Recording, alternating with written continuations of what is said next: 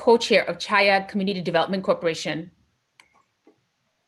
This city council race is historic because it's the first one using ranked choice voting. And we have a historic number of South Asians running in this election cycle.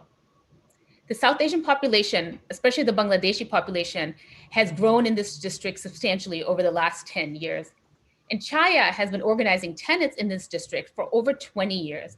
And it is these tenants groups that have requested us to host this forum tonight to educate them and the community broadly on ranked choice voting and this special election. Chhaya has, in the last few election cycle, gotten over 10,000 people out to vote. And this year, we hope to get even more. I'd like to introduce and thank our partners for tonight. Tirtho Datta from Shetu, Shurba Datta, India Home, and Howard Wong, Chinese American Planning Council, and Sunny Lee, Min Kwan Center. Now I'll turn it over to them. Thank you. And Jagpreet.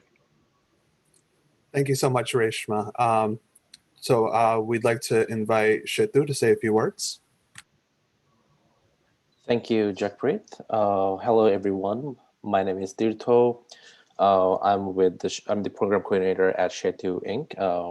As per our mission goals, Shetu focuses on empowering South Asian immigrant communities with a particular focus on the Bangladeshi population in New York City, and particularly in Queens, to fully achieve their civic and socio-economic potential by building bridges across cultures, language, and generations.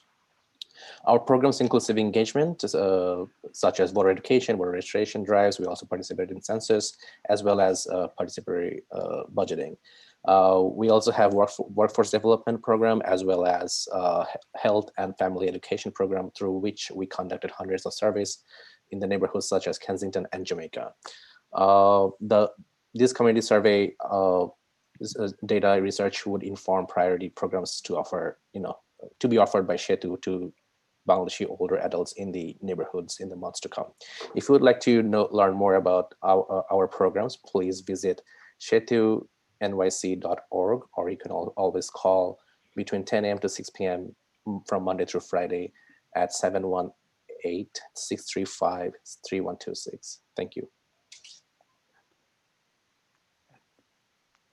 Wonderful. Thank you so much, Tirtho. And please, I encourage our co-hosts to turn on their camera if available. I'd like to now invite Shubhra to introduce India Home. Hi, I'm Shubhra Datta, case manager at India Home, and I am representing India Home. We are a senior serving community, the only South Asian senior serving community in New York City. We serve South Asian Indo-Caribbean population. We have the largest senior center located in Jamaica Muslim Center, which is located in District 24, as well as four other locations throughout Queens, including Richmond Hill, Kew Gardens, Sunnyside. And we serve the Indo-Caribbean, Bangladeshi, and South Asian community. And we have our office located in Jamaica Estates, which is also in District 24, as the seniors are one of the hardest hit population in the COVID situation. We are serving them with the food, with their necessities at this point, and we continue to provide them meals whenever it's possible. And we hope to work with the council member when they come to our. Thank you. Thank you so much, Shubhra. I'd like to invite Howard Wong from CPC, say a few words. Hi, everyone. I'm Howard. I am the civic engagement person for Chinese Planning Council. Chinese Planning Council serves over 60,000 individuals, Chinese Americans, Asian Americans, and anyone who lives near Sunset Park, Flushing, and we have also an office at Manhattan, but we serve all 5 boroughs and provide childcare services, senior care services. We also have around a few dozen senior centers around the city as well. And we're one of the largest Chinese American organization. We're happy to join everyone here in sponsoring this event. There's also a large Asian, not just South Asian population within the district, and we look forward in hearing all the candidates in this discussion, and hope everyone has an enjoyable forum. Wonderful. And finally, Sunny Lee from Inquan. Hi, my name is Sunny Lee, and I'm the community organizer here at Mingguan Center. Mingguan Center empowers the Korean American community and works with the wider Asian American and immigrant communities to achieve economic and social justice for all. We focus on advocacy and community organizing, civic participation, social services, and even youth empowerment program for our low-income and marginalized Korean and Asian Americans. To achieve economic and social justice for our immigrant communities in Queens. We are also really, really happy to be here, to be joining everyone here and sponsoring this event. And we're excited we're excited for this forum and to see where it goes. Thank you. All right, thank you very much. I apologize, folks. We had a bit of a technical glitch, but video should be working for all of our panelists now. I would be remiss if you weren't able to see all of our beautiful faces. So I wanted to take this opportunity before we introduce our moderator to go over a couple of ground rules. So first and foremost, we do have interpretation going on. So if you take a look at the bottom, there's a little globe icon. You can click that and make sure that you're in one of the 3 rooms. So we have English, Spanish, and Bangla. To all of my panelists and all of the candidates who are on, please make sure that you're speaking in a very slow, enunciated manner so our interpreters can interpret. Language justice is very important to us here at Chhaya CDC. The reason we host our candidate forums in communities like Jamaica and communities like Jackson Heights and Richmond Hill is to ensure that everyone in our community is able to access the political sphere and not just those who have the linguistic ability or the means and wherewithal to do so. Now I would like to introduce our wonderful moderator, Mr. Habib Rahman, if you can come on real quick. Sure, Jacqueline, thank you so much, everyone. Welcome. My name is Habib Rahman. We are really excited to kick off our event for this evening.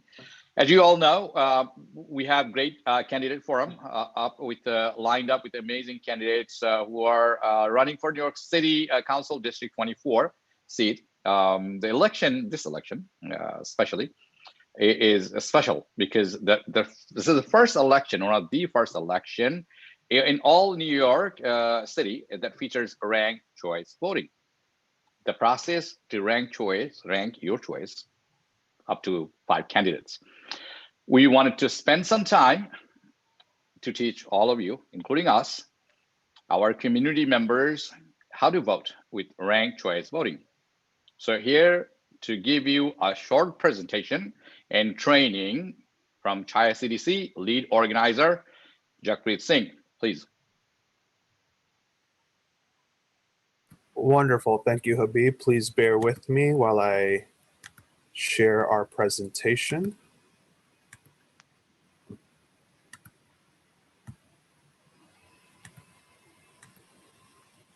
All right. I only see Will on my screen. Can you give me a thumbs up if you see the presentation? Wonderful. So, as Mr. Rahman had said, this is the first election with ranked choice voting. Now, we worked very hard about 2 years ago to ensure that ranked choice voting was passed because it gives us a greater opportunity to elect the candidates that we want to see in office. So a quick recap on how we got here. In 2009, we saw a number of costly elections. And the reason they were costly is because no one candidate for the public advocate and the comptroller got over 51% of the vote. 50% plus 1, which prompted a debate over the use of runoff elections, because what would happen is then the top 2 would be sent to a different election, which would cost our taxpayers a lot more money, not to mention the fact that a lot of folks are unaware of primaries already, but when we have special elections and runoff elections, the attendance of those elections drops even more. In 2010, Councilmember Gail Brewer introduced the first ranked choice voting bill, and it was debated. And the city council saw that this is a thing that needs to come through their charter revision, or the more or less the Constitution of New York City needs to amend it, which is exactly what happened in 2019 when the Charter Commission put it forward for us New Yorkers to vote on it, and it won with nearly 75% of the vote, which leads us to today, when in a couple of days, we're going to have our first ranked choice voting election. Now, the benefits of ranked choice voting is that under the current system, if we have a wealth of diverse candidates, they end up risking to split the vote, right? And under the current system of voting, we've seen council members get elected with just a plurality. Some council members who have been council members for the last almost decade only won with 20% of the vote because other candidates, there were multiple candidates who got less than that. That's not true representation to us at the end of the day. Now, what the ranked choice voting election does is eliminates all runoff elections. And what happens is that voters will now have the option to rank up to 5 candidates, including a write-in if they choose. And I just wanted to remind folks that if you wanted to listen to this presentation in either Spanish or Bangla, you can click the little globe on the bottom and click on the Spanish or Bangla option, and you'll be able to hear our wonderful interpreters interpreting this presentation and the rest of our forum in either Spanish or Bangla. Thank you. Now, what is ranked choice voting? Why do we have these 5 choices? Often the way we put it is that your first choice is the person who you're going to vote for if this was a election how it used to be, right? This is the candidate that you love. Your second choice would be the candidate that you like. You know, the person that you may be split on is just a little less notable than the candidate you wanted to choose. Your third and fourth choice would be the candidate you like a little slightly less. And then your fifth choice is the candidate that you can stand, right? Let me just move on. This is more or less what our ballots are going to look like when you go and vote. We have the name of the person in bold, and under there will be their party. So we have a special election coming up, meaning that people have chosen their own parties to run against. It'll have translated names depending on what election district you're in. It has a number of languages. And then next to that, we have the options. So 1, 2, 3, 4, 5. And basically the way you would make the choice is under 1, you would fill in the circle for whoever is your first choice, whoever is the person you want to win the most. Under 2, you would fill in the person who, you know, is the person you like, who you want to see succeed as well, and so on and so forth. So under the first column, again, the person who is your first choice, the person in the old elections that you would vote for. Number 2, under the second column, you would circle the person who is up next, and so on and so forth. And I just want to have folks take a look at this for a second, because your ballot, when you go vote, is going to look very similar to this ballot. And that's our goal at the end of the day, is to make sure that you understand what the ballot is going to look like. So when you go to the ballot box, you're well equipped. Now, the counting round only kicks off if no candidate receives 50% plus 1 of the first choice votes. So if there's a candidate who received 51 to 100% of the first choice vote, then it moves on like a normal election. It only kicks in if no candidate receives more than 50% of the vote. Now, the official winner does not get declared until all votes are counted, including early, election day, affidavit, and absentee votes. And round by round vote totals will be released to the general public. Now, with ranked choice voting, it keeps going on, meaning the rounds keep going on until we have somebody who's the winner at the end of the day with the widest margin. Why should voters use their ranking? Now, if you want to just select your top choice, you can do so. But with more choice comes more power. Even if your favorite candidate doesn't win, you'll still have a say in who is elected. As well as you can vote your conscience without worrying that you're wasting your vote. Not to mention the fact that ranking a separate candidate as second, third, fourth, and fifth does not hurt your favorite candidate at all. And I'll explain that in a second. Now, like I said before, you can rank up to 5 candidates, but you can also just rank 1, 2, 3, 4, and again, up to 5. You don't have to use all 5 of your rankings. Your vote will still count if you rank only 1 or a couple of candidates. In New York City, you cannot rank any candidate more than once. So candidate A, you can't rank them as 1, 2, 3, 4, 5. If you rank them more than once, your ballot will be thrown out. So it's very important to keep that in mind. Does it hurt my favorite candidate to have a second choice or a third or a fourth or a fifth? No. Those choices will only be looked at if your first choice is eliminated. So again, if we were in the old election cycle and you chose somebody as first and they lost, that's it. Your ballot is done. The option only comes to choose whoever ended up winning at the end of the day. But in ranked choice voting, if your first choice loses, your ballot is still in play. Your ballot is still viable because now your second choice moves up to your first choice. So that's the beauty here of ranked choice voting. Now, again, voters don't need to worry about wasting their vote, about accidentally helping to elect somebody they do not support, about splitting their vote, because what happens in times like these is that we get somebody who we might have a race where there's multiple people of a similar demographic, of a similar background running. And we've seen this across New York City. We've seen this especially in East Queens and South Queens, where multiple candidates of a similar demographic may run and split the vote, having the person who is not of that demographic end up winning. Ranked choice voting eliminates that, and it doesn't spoil the vote.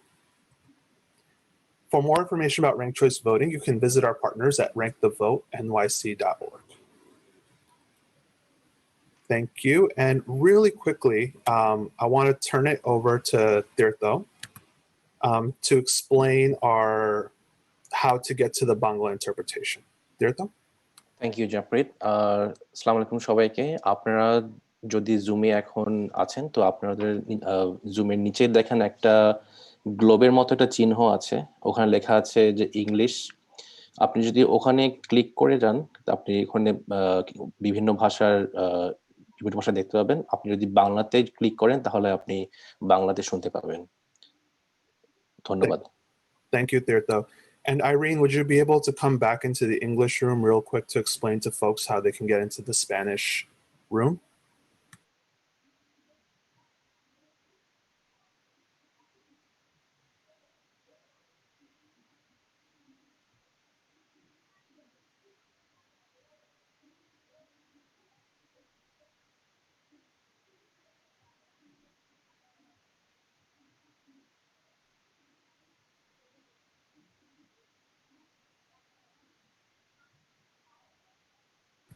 Thank you, Irene. Now give me just 1 second while I invite our candidates in as panelists, and I'll turn it over to our moderator.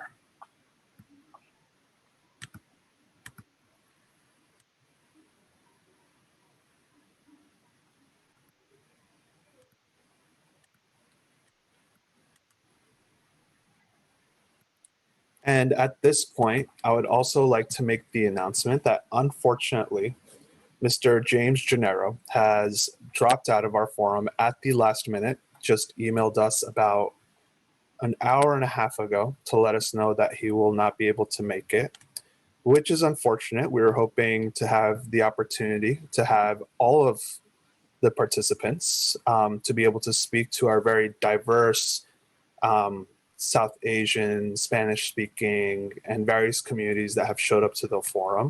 But nonetheless, we'd like to thank all of the candidates who saw it important to come to this forum and be able to speak to everybody who's here. I think we have all of our candidates in. At this point, I'd like to turn it over to Mr. Rahman. Thank you, Jacqueline.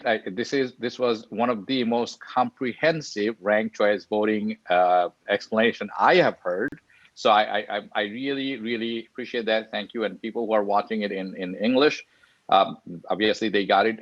But the people who are watching it in Bangla, jara apnara Bangla dekhchen, এবং people who are watching, listening and watching in Spanish, I hope this clarifies a few things. Ranked choice voting is very important. So thank you, Jagpreet, once again.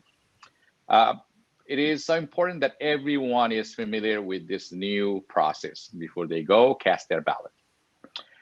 Make sure to also inform your friends, family, and how one votes with the ranked choice voting. It's very important.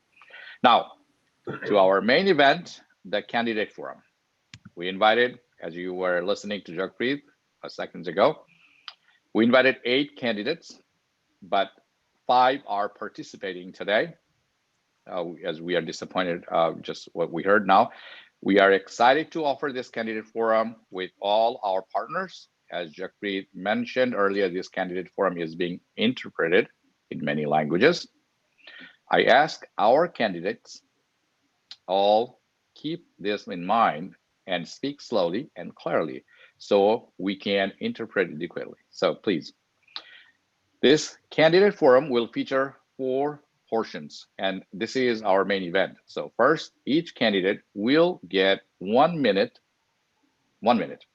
to introduce themselves. Then we will have questions.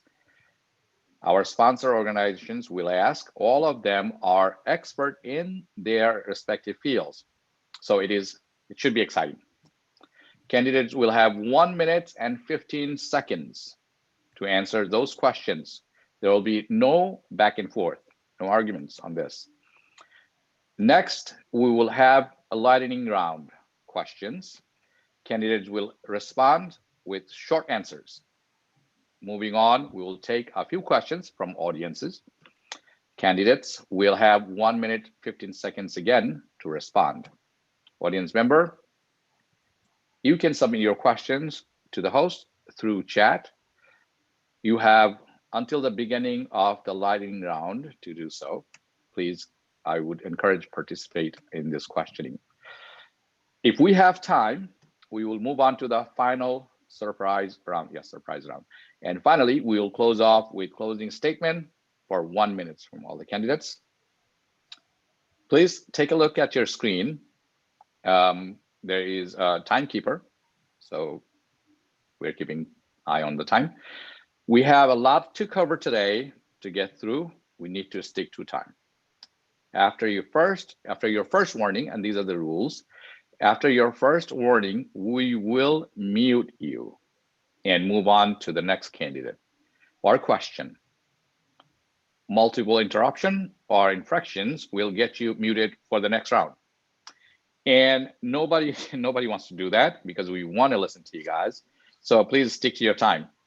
As we said, the first round is introduction, and our team drew names at random. So candidate 1, in this case, and this is how it's going to be. Candidate 1 is first up, and followed by candidate 2, 3, 4, and 5. Unfortunately, James Gennaro is missing in action today again. This was very disappointing. Jagpreet and I spoke before this show, and I'm sure you guys are all disappointed about this. So in this case, candidate 1 would be Deepti Sharma.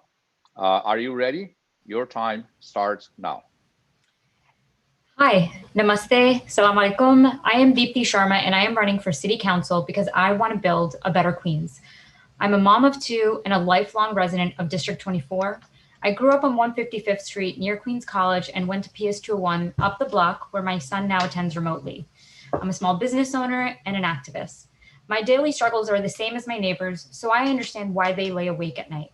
I started a company out of college to help restaurants that are immigrant, women, or minority-owned use technology to grow, because I understood how many of them felt overlooked and underserved. To me, government means service. During the pandemic, I pivoted my business to feed frontline workers and other food insecure communities because I saw a lack of response from our city and knew help was needed. District 24 has never had a mom or a person of color be elected, and I believe the time is now and the candidate is me. Thank you very much. Candidate 2, in this case, Shoma Saeed, please. Good evening, namaste, and assalamu alaikum. Thank you to the organizers. I am Soma Said. I'm a practicing attorney, a community advocate, an activist, and a small business owner. I grew up in Jamaica, District 24. After law school, I came right back and started my practice. And my practice revolves around helping immigrants, working class communities, and small mom and pop business entrepreneurs. I represent tenants, I represent homeowners, I represent working class communities. I'm running to ensure that we have representation and advocacy in our communities. And under my leadership, we can bring back this District 24 back to pre-COVID, pre-pandemic, and make a better community for all of us to live, reside, and be proud of. I am super excited to be running, and I'm very excited to be part of this panel. Thank you. Thank you once again. I just want to mention Spisak is keeping time. Thank you for your help. I will move on to candidate 3, Momita Ahmed, please. Buenas noches, namaste, and salam alaikum, everyone. My name is Momita Ahmed. I'm a progressive leader and community organizer. I co-founded the Bangladeshi Americans for Political Progress and the all-women-led Queens Mutual Aid Network during the pandemic. I was also the field and education director to pass ranked choice voting with Common Cause. My family immigrated from Bangladesh to Queens when I was 8 years old. Like most of you, I'm a tenant living in a rent-stabilized apartment. Our campaign is about serving those with the least power, people like my parents who are immigrants who might not have perfect English, but who work hard to make a living. People who would benefit from a strong labor movement, housing justice, and access to free higher education. Our campaign has the most diverse coalition with endorsements from the Jewish Vote, Hispanic American Voter Association, Bangladeshi American Advocacy Group, to Near Communities for Change. We are running a campaign to bring real working class representation to City Hall. It's time for us. That's 1 minute. Thank you. We will move on to Dilip Nath, please. Good evening. Thank you for bringing us together at this forum tonight. My name is Dilip Nath. I came to America at the tender age of 16, all by myself. My parents sold almost everything they had and financed my trip to JFK. Once I landed into JFK, did a very short trip on a Banwick Expressway, led me to my new home here in Queens. You know, I immediately got to work, working construction, washes dishes, drove cab, eventually got my GED and got my undergraduate and moved on to getting my higher education. Eventually attended Harvard Kennedy School to learn the government policy. I'm running for city council because our city has gone into the wrong direction for far too long. And especially during the COVID, we have, this city has, exposed some of the deadly flaws in our city. And we need a new leadership that can turn things around. So I'm a, father of 2 and, 1 minute, former PTA president. That's time. Thank you once again, Dilip Nath. Nita Jain would be our candidate 5. Thank you so much for having me. Good evening, namaste, and assalamu alaikum to all. I am Dr. Nita Jain. I'm running for city council as I put my community first and who delivers for them at City Hall. I have a long history of bringing all the communities together and get things done. Professionally, I have a PhD in psychology. I'm also a licensed mental health counselor. I have worked throughout my life in this country since I came in 1992 for our community as a bilingual school psychologist, where I evaluated thousands of kids during my tenure and helped our immigrant communities to get help which they were not even aware of. And I'm also a very big advocate for women's rights. I'm an advocate for mental health care for all. And I'm also an advocate for domestic violence. I am a founder and a president of an International Ahimsa Foundation, which promotes nonviolence, peace. That's time, man. 1 minute. Thank you. Thank you again. Thank you. It's amazing. That's good.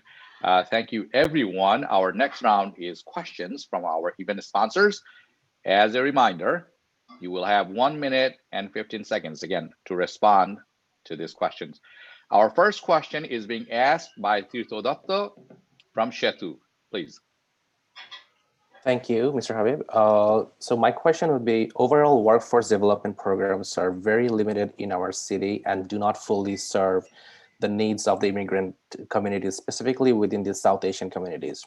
It has been a very prominent scenario that due to lack of any professional development programs, there is usually a long wait list to sign up for any courses or training which are geared towards extensive career or job trainings and ESL programs for adults in CUNY colleges, which are not even free. In addition to that, the informational materials of the workforce development courses are not available in many languages that our community members speak. That way, they are not receiving valid information at the right time. As a council member, what specific immediate and long-term plans do you have to implement in the city and in the neighborhood, and how will you reach out to the low to moderate income immigrant communities, immigrant and undocumented community members to provide support towards their professional development programs? Lastly, how will you make sure their educational degrees and work experiences from back home are recognized as their achievements in any workforce sector here? Tirtho, thank you for your questions. Candidate, once again, I will just remind you, each one of you will have 1 minute and 15 seconds to respond. As we started our introduction with candidate 1, in this case, we will progress with first candidate 2. In this case, it will be Soma Said. It's your turn. Are you ready? Yes, thank you. Those are very good questions. We know that we have a language accessibility issue in our district and all over New York City. So we really need to focus heavily on it and use the funding. As far as workforce, we really need to invest in it, work with the Small Business Administration and focus heavily, connect with the employers to see what needs they have. And we train and provide funding simultaneously. We also have to focus, my office will focus on community. We'll go out to the community, my staff will go out to the community and talk to the community members. We'll translate information into various languages, Spanish, Bengali, Urdu, Hindi, Chinese, Korean. And finally, we need to invest in trade schools. We need to focus on vocational schools for anyone who needs good paying jobs. And as far as your question concerning foreign degrees and certificates conversion, there's already a process by which to do it. And I would get the information out to our communities of immigrants and undocumented to make sure they have the resources and they have the information, because information is key and knowledge is information. Time. Thank you so much. Yeah. Thank you, Soma Said. Our next candidate will be candidate 3. In this case, Momita Ahmed. Please start. Thank you so much. This is a really important question because as a young girl, I remember having to translate for my family and helping them navigate the systems and institutions of this city. And there are so many kids like myself who continue to help our parents guide the city, guide ourselves. And I want us all to be able to take part in our society. And language access is one of the most significant barriers, because when you can't understand, you can't participate. Whether it's our voting system, whether it's our jobs, employment, whether it's employment, whether it's higher education. So we have to, as council, invest in organizations that do community development work, hire people from the community, right? and close the gap between average literacy and the complexity of public documents for immigrants who don't have access to language, or people who speak multiple language. I want to make sure, sometimes it feels like we're living in an information apartheid, and I want to make sure that we hire people from our communities. And in particular, Tirtho mentioned, like, how come people who are immigrants have maybe had jobs as a doctor? So much. Okay. Thank you, Momita. Thank you. Hey, Pisak, thank you so much for keeping up with the time. Our fourth candidate in this case, it's Dilip Nath. Dilip Nath, are you ready? Yes, I am. Let's not kid ourselves and let's get the fact, right? Today, we have somebody who's running for this seat who voted against the language assistance program. And apparently he's not even on this panel. Maybe I'm missing him. And some of my colleagues behind the scene partnering with him. So I think we need to be kind of mindful of those who voted against the language assistance program. And it's a serious matter. In terms of your question, vocational education is very, very important. And I'm a testament to that. When I got, driving cab, I didn't dream of getting a higher education. All I thought was getting the simple GED. That was my biggest achievement. So the idea is not everybody can get, bachelor, master, MBA, all the degree, but we can have vocational education. They are good paying job, trade school. And the secondly, in terms of translating the degree, there are so many of our brothers and sisters, they get master degree from back home. Here they're driving cab because they don't know how to translate or convert to certificate. And what I wanted to do is specifically work with CUNY and SUNY and create a center at the York College and Queens College. And there is also SUNY Center on Archer Avenue to help our community to translate their certificate. And Thank make you, it more Dilip Nath. meaningful. Thank you. Your time's up. Thank you. We are moving on to candidate 5. Neeta Jain, are you ready? Sure, I'm ready. The question is wonderful, and I just want to tell you, I immigrated here in 1992 with a PhD degree in psychology. When I came here, I did not know what to do, where to go, how to get on my feet with my degree, right? So I got a help. I got a mentor when I started my work first time as a volunteer at LIJ, and I was lucky enough to have that. And from that day till today, then I already started an organization called Association of Teachers and Allied Professionals. And since 1993, we've been helping our immigrants who are coming with the degrees from their countries and putting them on, on their feet, and by all means giving them all the help, whatever they need, like the legal help and the social help, economic help, whatever they. So that was my job started in 1993. For other things, and I know because I work very closely with City Council as a elected district leader. I was also a DNC delegate for Joe Biden and Harris in last election. And I know how much money is sitting there for our adult education program. I want to bring that money to my district. I want to bring the fair share to my community and start. That's time. Thank you so much. Thank you. Thank you. It's time to go to our final candidate in this with this question, and that would be Dipti Sharma. Please start. Your time starts now. Thank you for the question. So language justice is essential. I mean, without it, we don't have access to anything. I think programs like IDNYC are essential because they give proper documentation and access to areas and services that we don't have it as, immigrants coming to this country, as undocumented people. It is essential that we think about language justice. For me, the first thing to do is create a task force of community leaders so that we can actually think about innovative ways in which we can continue to spread what is necessary for all of our communities to participate in the services that they need to not just exist, but to have a good quality of life in this country. The second thing is we need to think about job training, and we need to make sure that language accessibility is a part of that process. Every training has to be put in par with what's happening in the community. What are the languages that are most being spoken? Who are the immigrants that are coming to our communities, and prioritizing those language translation services. So for me, it's simple. Create a task force, create a place where people are at the table from the community that know what are the issues that our community members are facing. What are the services that they need most? What are the job trainings that they need most access to? And provide them, again, a seat at the table, not just a place where they can give us their opinions, but a place to be there. Thank you. Thank you, Deepti Sharma. We are now, thank you all. So next up, Jacqueline Singh from Chhaya CDC. He has a question. Please start your question.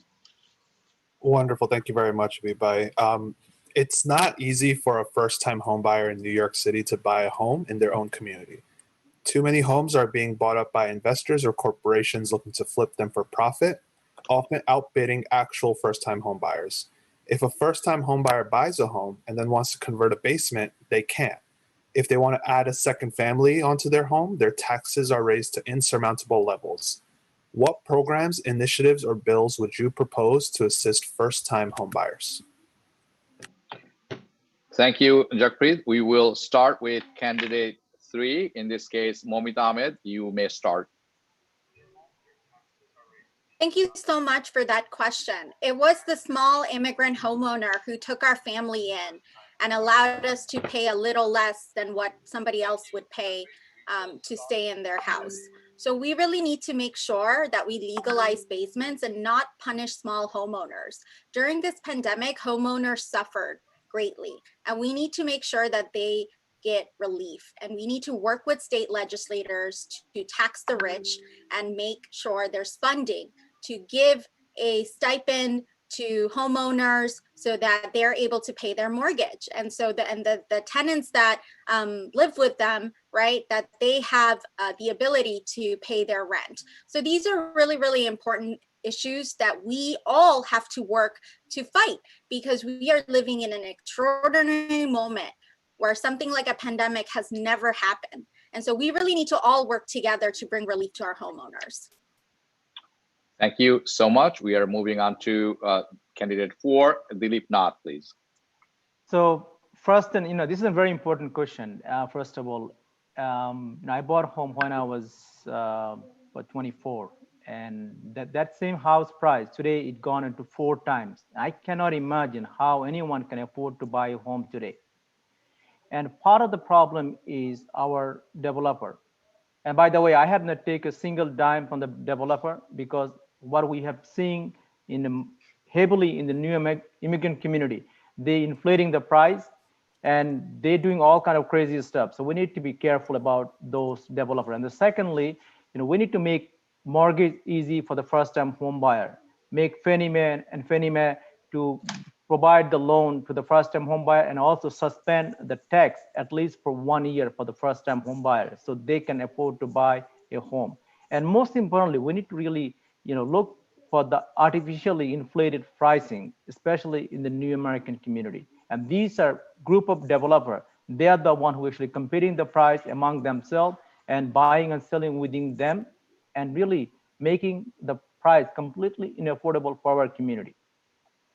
Thank you so much, Dilip Nath. Candidate 5, Neeta Jain, please. Hi, so I just want to inform there's already a program exists which provides $40,000 for the first time home buyer.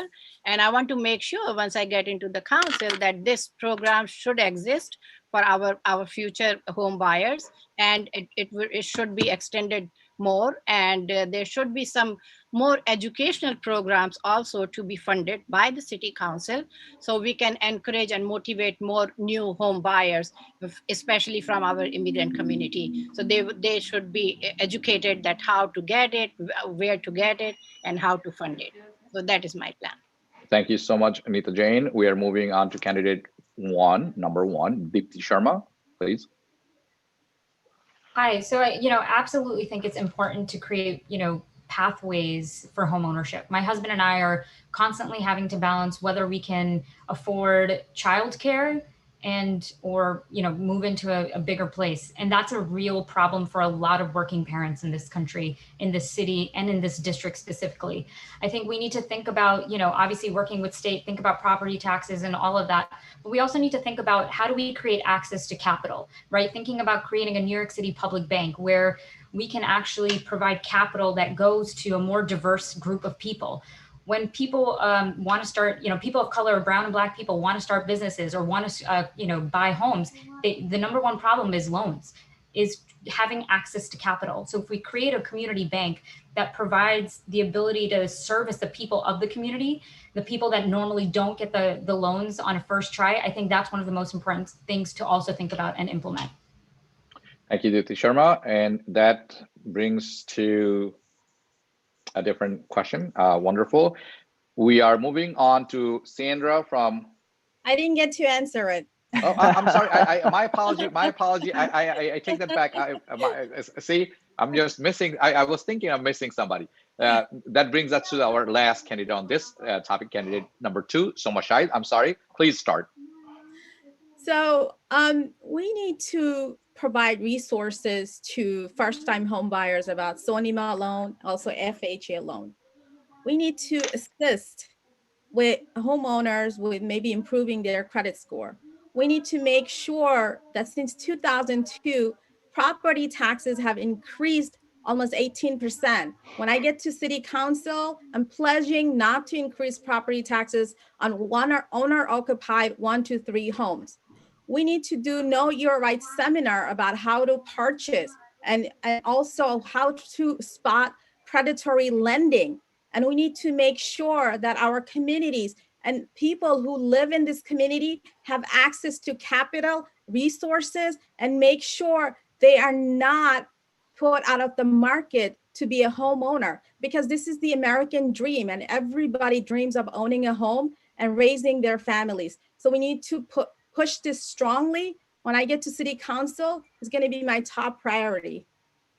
Thank you. And I thank all the candidates for this. This is one of these burning questions that we have in our community. I'm sure, just like Soma Shahid said, this is an American dream, but it's getting harder and harder. Thank you. This part, I will go to Sunny Lee from Minkan Center. Please ask your question. Yes, hi, thank you. So rezonings and developments have been happening for a while in our community, which follows the script of gentrification. And a lot of these rezonings actually have not been very beneficial for our community. And a lot of our voices also are not being heard during these developments that are happening. And so some of the questions that I have are like, what is your short and long-term visions to address the ongoing gentrification and displacement of working class communities of color? And what are the underlying systemic issues driving the current housing crisis, and how would you address them from your local seat and city council? And finally, how have you supported the housing advocates and shelters in your district prior to your candidacy? And if elected office, how will you collaborate with them? Thank you. Sunny Lee, thank you. I'm going to go to candidate number 4. In this case, Dilip Nath, you get to start. Please start. So this is a very, very important question. Housing crisis is the biggest crisis in our community. We have one of the rising immigrant borough, 51% people that live in this borough that came born outside of this borough. And at the same rate, we are not building enough housing. So the idea is, where our community live, there are areas that needs to be upzoned, but it's not only just upzoning it, but at the same bit, we need to make sure that we build school seat, we build hospitals bed so that they get the proper service. And when we do the development, when we upzone it, we need to make sure that we have the community input, work closely with the community board, and have a transparency so that we are not doing the rezoning in secretly. And that's number 1. And secondly, some of my colleagues agree with me now, legalizing the basement. There is already people are living in the basement. What I have proposed that we legalize those basements. And while we legalize those, don't put an expenditure on the small landlord. City as a whole should help the landlord so they can legalize and proper create proper egress. Okay, thank you. Man, you gotta ask the 3 questions. You didn't, how do I didn't even get to the half of it. Unfortunately, I'll come back to it. Okay, good, good. We're going to Lee, I'm going candidate to number. have to answer your third part of the question later on. Sure. Candidate number 5, Nita Jain, please. Nita, Yes, are you there? I'm sorry, I was on I was on mute. There you go. Yeah, so you know, it has to be a two-way street, which I always tell. When it comes to the community, when it comes to the serving the community, doesn't matter what issue we are dealing with, housing, transportation, or anything else, that it has to be both ways. Like we have to put our community voices together on the table to make any decision. And I agree with Sunny what she was saying, that yes, there are housing developments are going on in our district, and in future we are getting new developments, and there we do not have sufficient affordable housing. And that's what our main focus should be, as we are all talking about our, you know, the low income families living in our district. So we have to be very mindful that we should increase affordable housing in these developments. Thank you so much, Nita Jain. Going to candidate 1, Dipti Sharma, please. You may begin. So I think the most important things to think about are creating, you know, real sustainable ways to think about what the future of development is. The first thing, every development needs to have a racial impact report, because unless we understand what's happening in the communities, we can't actually have developers create anything. When we talk about having communities involved, it can't be just the community boards. What we need are people that are living in the communities, that have been contributing to the communities, that are small businesses in the community, that are renters in the community, to actually be a part of the task force, right? So the task force that I want to create for every different sector that has an impact on our community, it has to be trusted leaders within the community, people that are living this every day, the ones that are facing the issues.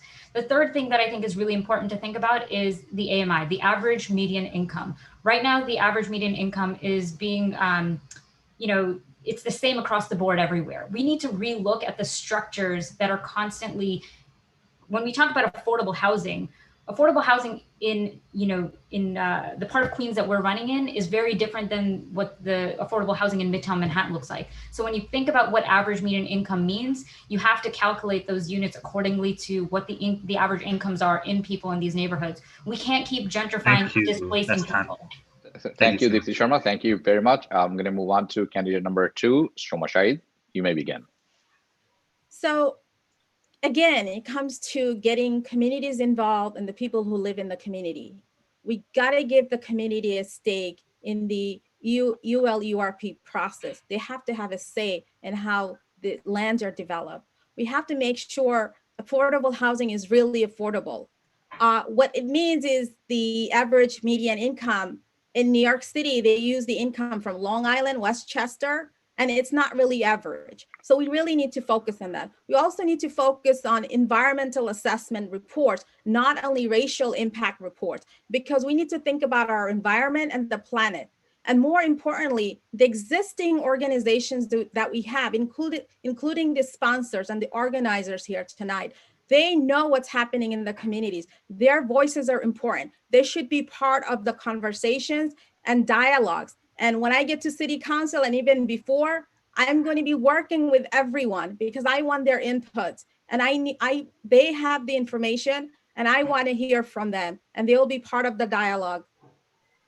Thank you, Shoma Shahid. We are going to candidate number 3, Momit Ahmed. You may begin, please. Yeah, so racial justice is environmental justice. Developers of the Flushing rezoning is what comes to mind when I think about this question. You know, they set aside 3% of units to be affordable to community. I would not vote for any rezoning under our current ULURP process, which prioritizes developers over our community and displace neighborhoods instead of creating housing and good paying union jobs. We need to reform the ULURP process to include the racial impact study suggested by public advocate Jamani Williams, and development going up in our neighborhood should not result in the displacement of our community members. So we really need to look at these rezoning proposals and make sure that we consider the people that are voting. right? And that we develop a community-centered approach. And in terms of helping homeowners, small homeowners, we need to stop the sale of tax liens and third-party transfers because they take advantage of homeowners who are already in debt and lead to displacement. And actually, our homeowners, them going through foreclosure is essentially the start of gentrification, because when big developers come into that neighborhood, then they raise the property taxes, and then tenants can no longer live. Thank you. Thank you, Mohammed Ahmed. Your time's up. Thank you. Up next, we have Mariam from Zara Tenants Coalition. Mariam will ask the question in Bangla, and it will be translated into English. So Mariam, please start. Thank you. Let me ask in English. Is okay? Yeah, that's completely fine. Okay. Before running for office, have you advocated or fought for the rights of tenants in City District 24, like those of Zara Realty? What plans would you implement in the first 3 months in office to help the tenants in your district? Thank you. Thank you, Mariam. I would start with candidate 5, in this case, Nita Jain. You may start.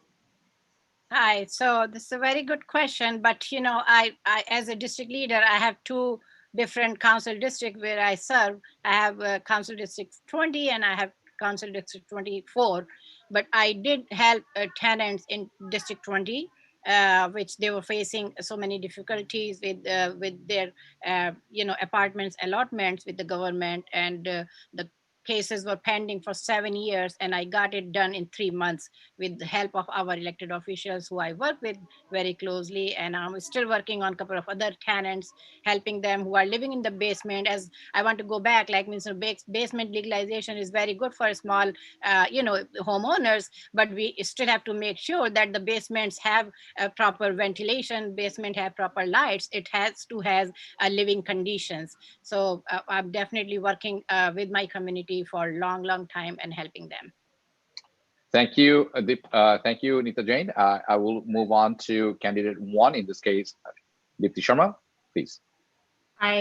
So what I've been doing is I haven't been advocating specifically, but what I have been doing is learning, understanding the issues. I've been following the work of the Bangladeshi Tenant Union, and also, exactly what's been happening with Zara Realty and how they've been mistreating and, just basically just not being great people at all. I think the most important thing to think about is creating a way to deal with problematic landlords. Thinking about how there are so many housing issues and landlord disputes. We need to hold these landlords accountable. We need to hold Zara Realty accountable. And the way we do that is by taking them to court, by putting the working with the Tenants Association and making sure that we're taking all of those stories, taking all of the rights that these tenants have and putting them in front of people and showcasing exactly what's happening, because it is not okay. Housing is a human right. It should not be taken advantage of. There is no reason why they shouldn't be having heat. There's no reason there should be pests. There's no reason why any of these issues should be happening. So for me, I'm spending a lot of my time, understanding the issues, educating myself, following the work of Chhaya, following the work of all of the people that are, that have been fighting and have been on the front lines, and making sure that That's time. Thank you so much. Thank you, Dipti Sharma. Moving on to candidate number 2, and in this case, Soma Shahid, please. Yes, I've been working in the community and with tenants and for almost 20 years. I've done Know Your Rights seminar with the Queens Public Library. I have represented tenants who were fighting Zara Realty. In fact, in one case, a client called and said he left Zara 10 years ago. Why is he getting billed $7,000 now? So issues like that have come up. And what's important is throughout this time, whether it's during Hurricane Sandy, mortgage foreclosure time, I've worked on it. What we need to do right now to help tenants and homeowners is legalize basements where tenants can live and have an affordable living. We also need to think about canceling rent for those tenants who are not able to pay rent. So these are things I will be working on, and I'm very proud of my work that I have done in District 24 and all over New York City. And I'll be very proud to represent District 24 and New York City and everyone who lives in District 24. Thank you, Soma Shahid. Moving on to the candidate number 3, Momita Ahmed, please. Yes, so Zara Tenants hold a special place in my heart. We've been together when they were fighting for heat, when they were being harassed and exploited, when our assembly member refused to return the money he took from Zara Realty. Housing justice is a human right. Tenant harassment has to end. As the only renter running, I understand the struggles that tenants in Zara face. We have 23 Zara buildings in the district. We've worked to help these tenants that are dealing with harassment by working with the Bangladeshi Tenant Union, working with Mariam Appa and Rima Begumji, and helping their cause. Rents in Queens have been rising for years, but our pay stays the same. COVID-19 has made this even worse through lost jobs and lower wages. So what I will do is work to continue the moratorium on evictions during the pandemic by working with state legislators, expand right to a lawyer for all renters in housing court, encourage the creation of more tenant unions because we need more of them, not just Zara buildings, but all of the buildings, expand community land trusts to help working class families afford a home. We work hard, all of us, renters. Thank you, and we Momita. serve dignity and respect. Thank you. Thank you. Your time's up. I'm going to number 4, candidate number 4, Dilip Nath, please. So I have a long record of fighting for the tenant. You know, Zara is a bad tenant. I took them to court many, many years ago. They used to have an apartment building on Queens Boulevard. I used to have a rally in front of their building. So their track record is not clean. And for the last decade, they has been taking advantage of the Bangladeshi community because most of the tenants are living in the Zara building are happen to be Bangladeshi. You know, first and foremost, all of the tenants that living at Zara, they should be freely be able to organize. And I will work with the DA and district attorney to make sure their rights are being protected. That's number one. And secondly, yes, Zara must treat their tenant with respect and dignity and make sure they provide heat and basic needs. And yes, holistically, I would not agree with canceling the rent because if we do that, that will hurt some of our small landlords. So we need to make sure that we protect our small landlord who own a 2 to 3 family home. Because if we cancel holistically and don't provide a support, many of the houses is going to go foreclosed. So I just want to make sure that under the context of canceling rent, we don't hurt the homeowner. Thank you. Thank you, Dilip Nath. I thank you, all the candidates, for your some of you have personal experiences. Some these are heartfelt explanation. Thank you all. Up next, we move a question from India Home. Asking a question, please. India Home. Hi, our question is for the senior centers. Senior centers are needed community service for our community. Seniors, especially immigrant seniors, are an already vulnerable population. According to the Asian American Federation, Council District 24 has the largest Bangladeshi population among all New York City council districts. According to the CDC, those who are over 65 have 90 times more likely chance to die from COVID than someone who's 18 to 29. During these times, India Home has been the organization that is serving the South Asian Indo-Caribbean seniors. This led to an increase in our services to mitigate the social isolation, food insecurity, health-related concerns. While our services did increase quadrupled amount, we continue to serve under the same constrained budget. How do you plan to help the community and community organizations such as ours in times of crisis like this and past these times? Thank you so much. Let's start with candidate 1, Dipti Sharma. You may start. Yeah, I mean, our seniors are extremely important and very vulnerable right now. I mean, the vaccination program was rolled out, but what we didn't take into consideration was the actual application accessible to them. Did we take into consideration the fact that so many of them, because they're vulnerable and immune compromised, can't actually even make it to go get the vaccines? So some of the, we've been, planning out an idea a day, 24 days till election day. So please do follow us on that. And the one thing that we proposed the other day was how do we make a mobile, van that can actually go around and make it more accessible for vaccines to be distributed. We had I grew up around Pamanok Community Center, which is a senior center as well. And most of the funding for the program has been gone. And we need to make sure that we're creating safe spaces, especially in isolation, for seniors to be able to, post-pandemic come together and have a place where they can actually meet each other and have a good quality of life. So one, we need to make things and services more accessible. We need to think about how we can, give programs like India Home more funding so that they can continue to do the great work, especially in our immigrant communities, because they sometimes don't have the ability. Again, it goes back to language justice. Time. Thank you. Thank you. Candidate number 2, Shuma Shahid, please. Yes. In Jamaica vicinity, we don't have a senior center that could be used by the maximum number of seniors.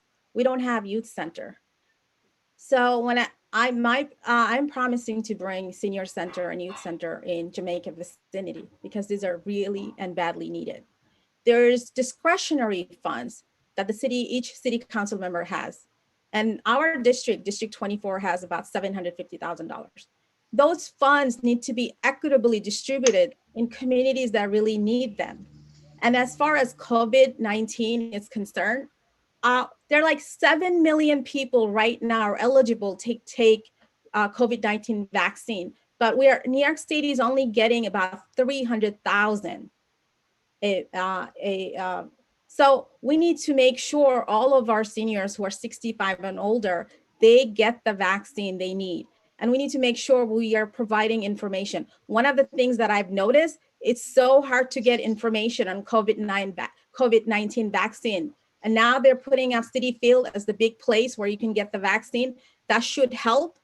But with winter coming, we really need to look out for our seniors and vulnerable. That's time. Thank you.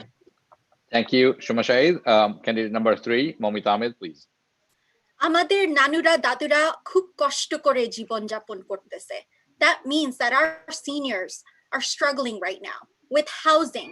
They're living in 1-bedroom apartments with their entire families, having to babysit their grandchildren, sharing a 1-bedroom apartment with them, with the whole family. They need mental health support.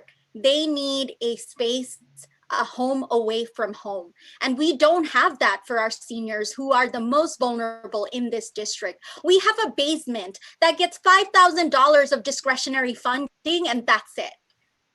It is time for more funding for our communities that are most impacted, that we provide language accessibility for our seniors so that they're not sitting around in a sidewalk on top of that, the subway railings, that they actually have a place to go to make some friends, to enjoy a nice meal, warm meal, and get vaccinated or learn a new skill. We need more senior centers, but we also need adult daycare centers to provide help for our seniors, whether it's physical therapy, mental health support, whatever it is. And I commit to making sure that we have more senior centers. Thank you, Momita Ahmed. Thank you. Candidate number 4, Dilip Nath, please. So first of all, I want to thank India Home for asking that question and the work they have been doing. The important thing is when it comes to senior center, we have almost none existing in South Asian community in our district. There is a senior center in Jamaica Muslim Center run by India Home. What I wanted to do on my day 1 as your council member, I wanted to bring that and fund it directly with the Jamaica Muslim Center. They're capable and they can manage and run a senior center, and then expand that so that other community can also benefit and also provide the religiously dietary food. And second most important thing is during the COVID, even post-COVID, we need to make sure that our senior get the hot meal delivered to their home, because we cannot expect them during the cold wintry weather come to the center to get their meal. So that's number 2. Number 3 is the COVID vaccine. We cannot have our senior go to the Citi Field to get a vaccine. We need to bring the vaccine into the local community where they go to the mosque, temple, synagogue, those where we can provide and administer those vaccines. And that's the only way we can keep our vulnerable citizens safe. Time is up. Thank you. Thank you, Dilip Nath. Moving on to candidate 5, Nita Jain, please. Thank you so much for asking Shubhra this question, as I want to just inform all of you that I've been involved in India Home since its inception, and I'm their advisory board chair. And I would say that we are lucky to have India Home at JMC, as I've been, as a mental health counselor, I've been in touch with all our members of India Home at JMC. We are doing almost every week, we are running Zoom programs for them. I've been involved with mental health counseling for them, and I know what they are going through. India Home is doing wonderful job, I must say, that we are providing all the seniors hot meals every day, is going from halal diner to their houses, and we are providing them all kind of mental support on Zoom. We are doing meditation for them. We are doing counseling for them. We are running a vocational skill program for them, and they are very happy. And we started from one very small program at Sunnyside, and then we extended to India Home, and we started with $1,000 funding from Mark Weprin's office back in the 11-12 years back. And from there, we came this far that now India Home has more than $1 million funding, and this is the first South Asian senior center we have in our district, and I'm so proud of it. Thank you. It took so long time to Thank you. put all everybody. Thank you, Nita Jain. Thank you. No Thank problem. you. Thank you. Okay, thank you all the candidates. Finally, we have Howard Wong from Chinese American Planning Council asking a very important question. Please, Howard. Hi, all the candidates. So the city is facing a fiscal crisis that we haven't seen since the financial recession in 2008. And even with the help of the federal government, our city will likely face a serious budget gap, currently projected $13.2 billion over 4 years. And MTA is also facing billions of dollars in deficit, even with the federal government's help. And the city government has cut crucial programs and laid off thousands of employees. At the same time, the demands for community services has skyrocketed in these periods. And my question is for the candidates is, what are your proposals to fund our city services during these crises? Obviously, to balance the budget, you might have to cut services. And what services or what agency budgets would you cut, or would you propose, and how would you shift that budget? Would you also propose a tax increase, and what type of tax increase would you like to propose, and how would that look like? Thank you very much. Howard Wong, thank you so much. We'll go to candidate 1, Deepti Sharma, please. Thank you for the question. I think that there's two really important things to think about. One was what I mentioned earlier, the public banks. I think that when we think about revenue generation, we have to be very innovative. We have to stop relying on state and federal government for all of our revenue. If we think about creating public banks, I think that we're generating wealth, we're putting money back into our communities. Second, shifting of budgets. We need to look, we need to take a really hard look at the way the NYPD is being handled. We've discovered $700 million is being used in overtime. When they could be sending 3 cops to a block party, they're sending 30. We need to look at that and shift our budget. Everything we're talking about funding comes from there. We're talking about funding for community centers. I grew up going to Pamanok Community Center, where I used to learn how to take taekwondo, gymnastics, and all these amazing programs. And that's what has made me who I am. That's what our children need. We don't need over policing. We can't call 911 for every single case. What we need to do is invest in, social workers, so that when we're calling, for help, that the cops aren't the first ones to respond to everything. So the two things that I'm talking about are, thinking about creating new revenue programs like a public bank, and then shifting budgets from the NYPD. Thank you, Deepti Sharma. Thank you. I'm going to candidate number 2, Shoma Shahid, please.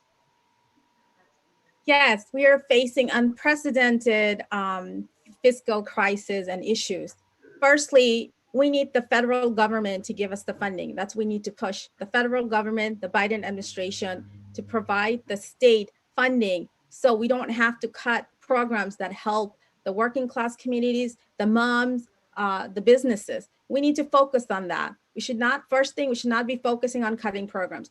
Two, we need to look at the sales tax that disproportionately affect the working class and the poor. It's almost 9% taxes. Why are we paying taxes on prepared food items as well as groceries when on top of that, the wholesalers have paid taxes and the grocers have paid taxes? We need to stop that. We need to make sure our homeowners are not affected by further increases on taxes on 1 to 3 family owner occupied homes. We need to look at the entire city budget and make the appropriate cuts, but it shouldn't be services that help the elderly, the mentally, for mental health services, for the homeless, and for the hot meals. Those shouldn't be the first to go. And we need to make sure we keep our MTA buses and trains going, because without those, nobody's going back to work on time. That is time.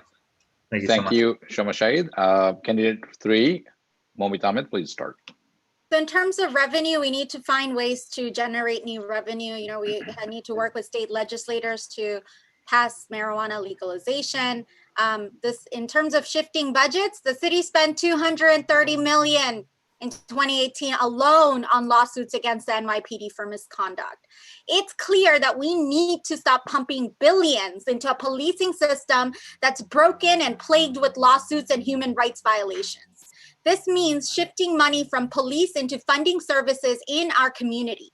We also need to stop putting money into the construction of new community jails that will not make us safer. We also need to take away tax abatements on city level, like J51, so corporate landlords can't avoid taxes, and hire more HPD night inspectors to increase violations and make sure New York City collects on violations, collect fines for permit violations, and tax commercial property warehouses. And that, of course, finally, tax the damn rich. Work with legislators and tax the rich. They have billions of dollars, trillions. I mean, not trillions, billions, but you get the point. They will be trillionaires soon. Thank you, Momit Ahmed. I'm going to candidate number 4, excuse me, candidate 4. Dilip Nath, please. So look, the first and foremost, what we have seen during the COVID, you know, our small business owner, they're shutting their light every day. The small business are the backbone of our economy. There are 81,000 business owned by the New Americans. We need to make sure that we support and strengthening the small business so they can stay open and to create those jobs. These are the most important to survival of any economy. And that is the first and foremost thing to do. So what I'm proposing is suspending the commercial rent tax for at least 1 year and giving a grant to the small business owner so they can open the business and create those jobs. And the other thing is, unfortunately, some of my colleagues, you know, they have, you know, driven out Amazon from Queens. And I was supportive of Amazon. You know, if Amazon would have been here today, we would have been better off. But you know what? We need to make sure we invite a company who will create a job that's going to help the middle-class American. And of course, they have to be union job. So, it's time. Thank you so much. Thank you, Dilip Nath. Thank you. That brings us to candidate 5, Neeta Jain, please. All right, I'll come straight to your question, how we are going to bridge the gap of this deficit. So as I'm hoping that you all heard that our president-elect Joe Biden said on national TV that he is very well aware of our deficits. And he said that, you know, we know that we need more funding for our schools. That is the first very important thing that we have to take care of for our children, for our future generation. And he's going to work on it. So we have to work together very, very hard with federal government to get the funding from there for our schools. The second thing, definitely, we have to tax more to billionaires and millionaires to bring some more money to equity and bring our you know, low-income people up. And definitely we have to keep the fundings for transportation, for schools, for safety, and for our small businesses. we have to have some kind of incentive program for our small businesses so they can come back on their feet. They can stay in our district, because I have seen firsthand as a district leader, when I go out, a lot of small businesses are closed, and they even moved out of, not only from my district, but they moved out from the whole New York City. They went Thank you. That is time. Appreciate it. Thank you, Nita Jane, and thank time. you. Thank you. Thank you, everyone. That concludes our first round. Thank you all who asked questions and our candidates. If audience members, you have not submitted a question, we ask you do it now. We'll be moving on to the next round, our lightning round. I have a series of questions and I will ask the candidates. You must respond with yes, no, don't know, or simple one-line answer. I know this is tough. Nita Jane is shaking her head. I know it's difficult to answer in one line, but it will. Thank you. We will start with just like we did, a candidate 1, and then move on to 2, 3, 4, 5, and the next question will be candidate 2, and so on and so on. Okay, so that's how it's gonna go. We have a very short amount of time. So let's start. What do you support? And this is going to go to Deepti Sharma first, and then we'll move on, okay? What do you support? People over profit or profit over people? Deepti Sharma. People over profit. Thank you. I'm going to go to Shoma Shahid. People over profit. Momita Ahmed. Mo for the people. People over profit. Dilip Nath. Dilip Nath. Sorry, I was on a mute. People over profit. That's an easy question, my friend. Thank you, thank you, thank you. Nita Jane, please. Of course, people over profit. Next question. Medicare for all or private insurance companies? Starting with Shoma Shahid, please.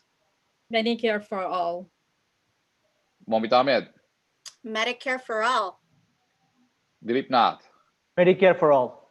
Nita Jane. Medicare for all. Thank you. Next question. Affordable housing for all or Medicare expensive? for all. Thank you, thank you. You forgot me. I'm sorry. I did no. I actually organized a march for Medicare for all across the nation. Thank you all. We got tight time. We'll have chit chat later, okay? Affordable housing for all or expensive luxury apartment? Starting with Momita Ahmed.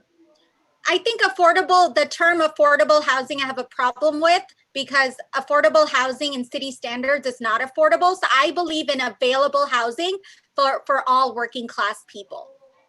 Thank you. Dilip Nath. Well, first and foremost, we need more housing. That's number one. Then we can talk about the affordable and everything else. Right now, there is shortage of housing to begin with. And yes, affordable housing for all. Nita Jane. Yes, affordable housing for all, and we need more housing for everyone. Deepti Sharma. Real affordable housing. Thank you. Shoma Shahid, please. Affordable housing and closing developer loopholes. So affordable housing are really affordable. Thank you. Next question. Invest in community business, like community-based programs and services, or COPS? I'm going to start with number 4. In this case, Dilip Nath. Community-based organizations are really the backbone of any society, and especially here in Queens. I will be funding CBO. Absolutely. Thank you. Nita Jane, please. I'm a community person. My logo is community first, so of course, community services. Thank you. Deepti Sharma. Invest in community, always first. Thank you. Shoma Shahid. Invest in both safety and in community. I believe in both. Thank you. Momita Ahmed. Community, not mass incarceration. Thank you. Next question. Do you support and understand ranked choice voting? I'll start with Nita Jane first. Yes, I support. Deepti Sharma. Yes, I understand and support. Shoma Shahid. Yes, I understand. I support. I'm excited to be the first election for ranked choice voting. Thank you. Momita Ahmed. I actually helped pass it, so of course I support ranked choice voting. Okay, good. Dilip Nath, please. Absolutely. In fact, when they wanted to shut down the ranked choice voting, Momita and myself, we actually filed a lawsuit to keep the ranked choice voting going. And so I'm very super excited and support of the ranked choice voting. Thank you so much. And that brings to my next question. Have you ever served low to moderate income immigrant communities in this district? I'll start with Shoma Shahid first. Shoma Shahid? Yes, Shoma? I have, and that's who I am. Yes, Okay. I have, and that's who I am. Thank a you. working Momita class Ahmed, please. immigrant. Thank you. Yes, Thank you. Yes, my parents are working class, so am I. And, everything I do, everything our campaign does is for the working class. Dilip Nath. I started from nowhere, so I am a working class, raising two boys, attending public school. Thank you. Nita Jain. Yes. Deepti Sharma. Yes, I built my first company, Food to Eat, that was technology built for immigrant women, minority-owned restaurants, putting them first. So yes, and that's been the last 10 years of my life. Thank you so much. Now, my next question is, do you have grassroots community or political organizing experience? I'll start with Momita. Yes, I've only been a grassroots organizer my entire activist life. So, and our campaign is grassroots all the way. Thank you. And we have community support from grassroots organization. Thank you. Thank you. Dilip Nath, please. So, I ran for this seat back in 2005. And what I noticed that people like me, immigrant community, they're foregoing their votes because people told them it doesn't matter. It didn't matter. And people who benefited from them, thank you, immigrant community, thank you. It really benefited them because by not voting. So what I created, organization called New American Voters. Please understand it's yes, no, or simple statement, one sentence. Okay. So that answer is yes. Okay. Thank you. Nita Jain. Yes. Deepti Sharma, please. Yep, my first political campaign was in 2005, my freshman year of college. Thank you. And that brings me to my next question. I'm sorry, what? You missed me. So I sincere apology. A sincere apology. I'm going to put your name this big letter, so next time I don't miss it. So here. You get to answer this question now. Thank you. You're doing a great job. Thank you so much, though. It's not easy to moderate. Shoma, please. Thank you. So yes, I'm the only campaign that has the most grassroots organization and individual supporting, and I'm very proud of that. Yeah. So Shoma, once again, my sincere apology for missing you twice. No apologies. Thank you. You're doing a great job. It's also not true. I'm actually the candidate with the most endorsements. Thank you. This is not a debate part. Hello, please, everybody. We got to move on. We have to move on. We have to move on, please. Question number 8. My next question. Who are your supporters? I'm going to start with number 4, Dilip Nath, please. So look, I have been fortunate to get endorsed by so many elected officials. Last night I was endorsed by Congressman Tom Swazi, and our Deputy Speaker, Kathy Nolan, endorsed my campaign, and Senator Roxanne Prashad and Elise Crowley. And my base is really the parents. I've been fighting for the education, serving on the Education Council for the last 6 years. Please be brief, please.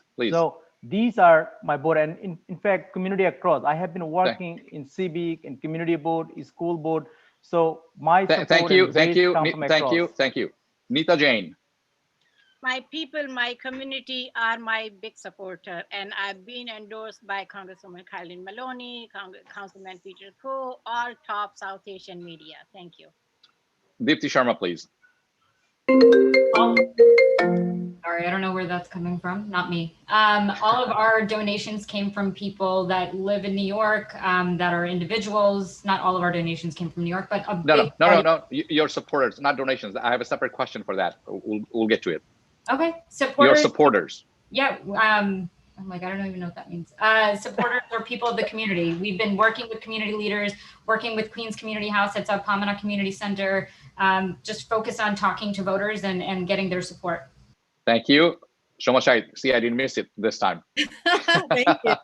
My supporters are the voters, citizens, and residents of District 24.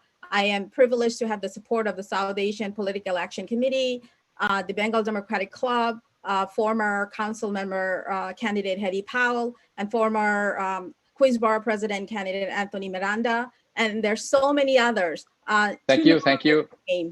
Thank you. Okay, now. You forgot me. No, I did not. I was about to get to you. Momita Ahmed.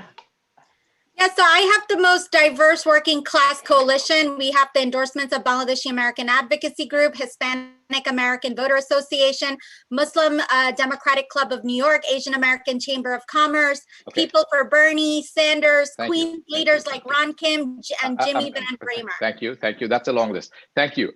Now, I have one last question. Communication Workers of America. Thank you. I had 24 questions, Only but I don't think I get to ask all this. So I have a final questions on this one. And this is, I want you all to pay attention to this one. This is question number 9. Are you taking any donations from any real estate developers, big corporations for your campaign? Where does the majority of your campaign money come from? I'm going to start with Nita Jain, please. Nita? She's on mute. Nita, you're on mute. Nita, we want to listen to you and hear you. Please unmute us and yourself. Yeah. So there you go. My contributions came from everyone from $10 to $500, but I did not take from any real estate person. Okay, thank you so much, Nita. And Deepthi Sharma, please. No, all people powered. Thank you. Shoma Shahid. All people power, New York City resident, New York State, and out of state. But it's all. Momita Ahmed. Our campaign reported the most individual donations of 547 and the smallest average donation of $60 and filed over 120 in-district donations. So no, I'm not taking any money from real estate developers or the fossil fuel industry or police union. Thank you. Dilip Nath, please. Well, all of my, majority of my donation came from the district, and I have not taken a dime from the real estate developer. Okay, thank you so much. That concludes this part. Whoever is the phone's ringing, out loud. It's my sincere request, and please don't take it otherwise. That was me. I'm sorry. Silent it. That would be really great. Thank you, Momita, for admitting that was you. But let's thank you everyone for your answers. We are now moving on to audience questions round. We have 3 questions. The organizer of our event sent me questions. And I'm still getting the questions now. We have picked 3 questions. Candidates, this is the rule.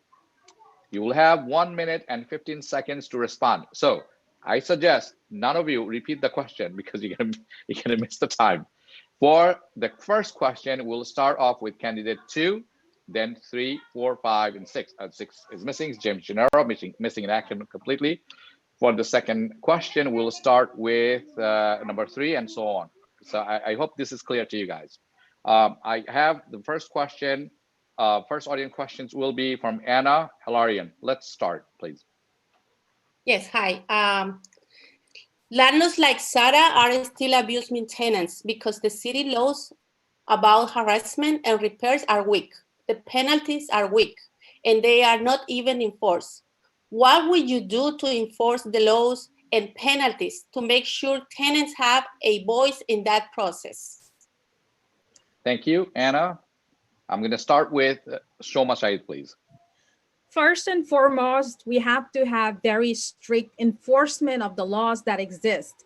And I'm very, very excited and happy that our New York State Attorney General has a lawsuit against Zara, and she's coming up with solutions on a wide scale that's going to affect every landlord who harasses, retaliates against tenants. It is utmost important that tenants have voices. They have opportunity to address and share these harassment issues they're facing. So education, community involvement, and giving them a place, and make sure enforcement and penalties are enforced. And that's the issue. Enforcement is a big issue, and we need to focus on that. Thank you so much, Momita Ahmed. So Zara has called ICE on its tenants, and they charge $200 for one if you lose your key. That's extortion. That's criminal. And what I will do is make sure that tenant harassment is not tolerated, that developers like Zara Realty are treated like the criminals that they are, that they lose their licenses for continuously violating tenants' rights. Thank you. Dilip Nath, please. So first and foremost, everyone that living in Zara building, in fact, by and large, anyone that living in a apartment complex, they should have a right to organize. That's number one. And secondly, we will need to make sure that lawsuit that has our district attorney, attorney general, that it comes to fruition so that our tenants are protected. And lastly, we need to make sure that we provide a free legal service to these tenants so that they can be represented well in the court. Thank you, Dilip Nath. And Neeta Jain.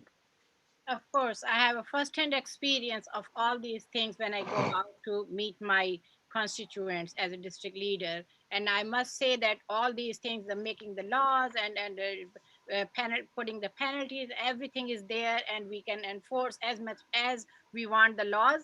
But our tenants have to be educated for their rights. And that I have seen firsthand, that tenants are coming to me for help, but they are not ready to come out and speak. They are not even ready to write a simple one-line email to me. And if you need something to work on, right, to help them. If I go to any government office to get help for that person, that I cannot do it because they are not ready to put that in words. So the biggest problem is that the mentally they have to be ready to get the help. Mentally they have to be ready to make their voice heard.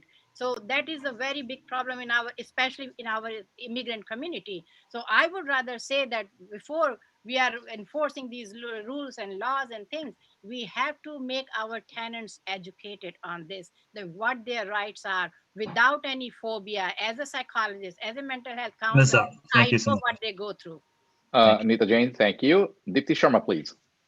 I think first and foremost, giving them the ability to create more tenants associations. Again, it goes back to the education of allowing them to understand their own rights, working with organizations like Chhaya, who are constantly working with different communities of immigrant backgrounds and that don't have, again, the accessibility of language to understand what they're dealing with. So education is important. Enforcement of what's happening is also essential. And then supporting the tenant unions that we talked about of, again, if we're getting them to start, getting them to educate themselves, and getting them to continue to do that work and show how it's so essential for them to showcase the work that they're doing, getting behind the issues and allowing them to show that like everyone should be doing this all over the city. Thank you so much. That I'm going to go to the second question that's being asked by audience. The second question is from NYC, New York City District Council of Carpenters. Please, let's hear their question. So our second question is being asked by the New York City District Council of Carpenters. They alluded to typing it out. Where do you stand on the issues with developers not using union labor during construction and projects in our city? Thank you. We'll start with Mohammed Ahmed, please. Thank you for that question. So many of our undocumented brothers and sisters work in the construction industry. And these jobs, in Brooklyn, 2 Bangladeshis died because we don't have stronger laws asking these corporate companies to hire unionized workers. So we really need to protect all of our workers, pass a scaffolding law, which is something I support, but also make sure that any company that doesn't hire unionized workers get fined so that they stop, because our workers deserve protection, all of our workers. Thank you. Dilip Nath, please. So the first and foremost is we need to make sure that we mandate a prevailing wage by providing a prevailing wage that protects everyone. So there will be no theft of salary, wage theft. And secondly, we ensure that safety is being in place for all construction sites. And yes, absolutely no project that are private public partnership project should be done without an organized union labor and without prevailing wage. Thank you. Dipti Sharma, please. Absolutely. We need to guarantee more union jobs, and we need to think about the Green New Deal so that we can actually implement more union-based jobs. We need to also make sure that their environments are safe, right? We need to enforce those laws. And in places where there aren't, union jobs, we need to make sure that we're going back and making sure that their environments are actually in fact safe. So it's not just about saying, oh yes, we've created a site. We need to mandate those and enforce those laws, because it is essential, especially in the peak of COVID, that we are protecting our workers and we are providing what they need in order to have safe working environments. So union jobs first, and any place that doesn't, we need to keep mandating and enforcing the law on them. Thank you, Deepthi Sharma. Soma Shahid, please. So firstly, I support unions, and any companies that are doing construction should be hiring union members.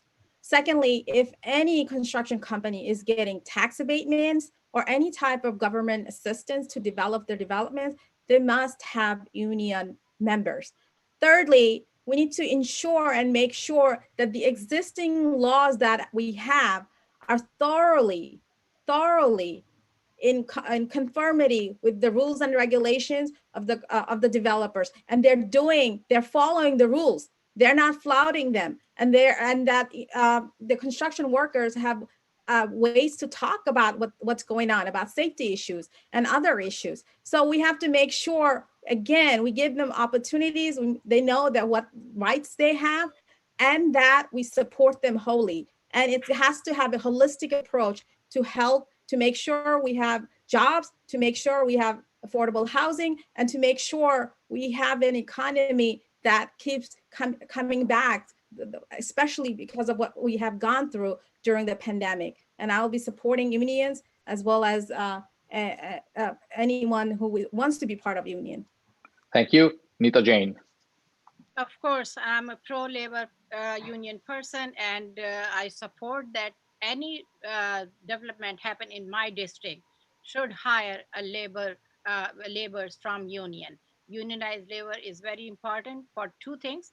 One, for the safety and their wages, because if you are not hired by a union to do a job, you are not guaranteed to have minimum wages, and you are not guaranteed to have a safety. What just Momita mentioned, that two Bangladeshi fellows died 2 weeks ago in Brooklyn. And that's what happened when you are not a part. And on top of that, I want to definitely encourage our immigrants who are afraid of joining unions. We should motivate them to join unions so they can get more benefits and they can be more safer when they are at the job. And of course, we have to have an educational program for them to keep them safe and to make sure that they understand how important it is to be a part of union and not to be afraid of their immigrant status. And we definitely have a plan for them how to become a union member, even when you are. That is time. Thank you so much. Thank you, Nita. Thank you again. So that's the second question. That brings us to the third question. And I'm just going to give you a heads up. That third question will start with Dilip Nath.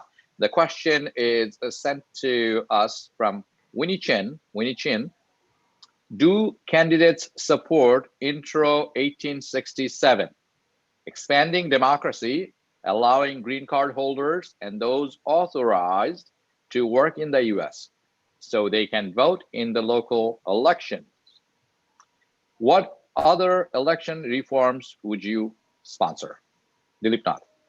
Well, absolutely. My organization, New American Voter Association, we have been advocating for many, many years to allowing in a municipal election, all residents should be allowed to vote. This is not something new. Back before 1950, this used to exist. So I think it's time to bring a voice that we allow every resident that live in the city, they should be able to participate in all municipal elections. Thank you. Deepthi Sharma, please. Hi. Yes, they are part of our communities. They are working in our communities. They're contributing to our communities. So I believe that they absolutely should have a right to vote. We also need to think about, I think what just happened in New York, which is automatic registration, was huge. Things like that help eliminate voter suppression, as we've seen in our entire country. So I think it is important that we keep fighting for voter rights, especially for people that are in this country contributing on all levels. We can't keep displacing them. Their vote should matter. Thank you. Shoma Shahid.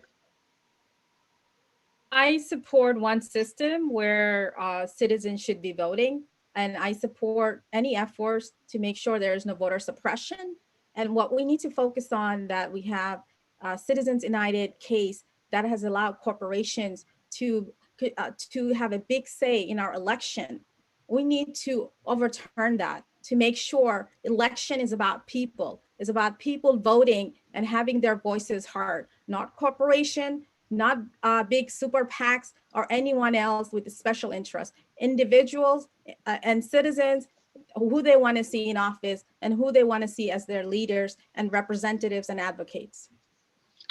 Thank you, Shoma. Okay, so Momita, have I asked you the question? No, you have not. Yes, please. So I've actually worked on election reform extensively, have co-founded an organization called New Reformers PAC to help to recruit more people to run for party positions and local volunteer positions like county committee, district leader. This is what we need to do. To answer the question, yes, I support green card holders. Of course, they're taxpayers, so they should be allowed to vote.